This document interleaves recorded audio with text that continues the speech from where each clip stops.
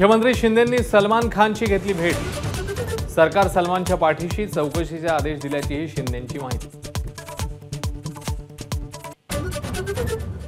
सलमान खानच्या घराबाहेर गोळीबार करणारे आरोपी अटकेत। दोन्ही आरोपी बिश्नोई गँगसाठी काम करत असल्याची माहिती। आरोपींना 10 दिवसांची पोलीस कोठडी। राज्यामधल्या 48 जागा अमित जिंकणार तर 45 प्लस भाजपचा देशातला आकडा। उद्धव ठाकरेंचा खोचक टोला तर आशिष शेलारांचं ठाकरेंना आव्हान। अमरनाथमध्ये ठाकरे गटाच्या प्रचारात भाजप आमदार गणपत गायकवाड यांच्या पत्नी सहभागी। महायुतीच्या उमेदवार वैशाली दरेकरांच्या रॅलीत सुलभा गायकवाड। अनेकांच्या भुवया उंचावल्या।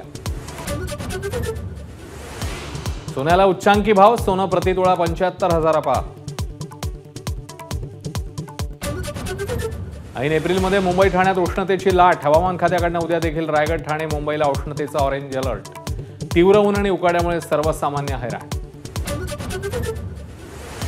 अमिताभ बच्चन यांना यंदाचा लता मंगेशकर पुरस्कार जाहीर। AR रहमान यांना मास्टर दीनानाथ मंगेशकर पुरस्कार। 24 एप्रिलला पार पडणार सोहळा।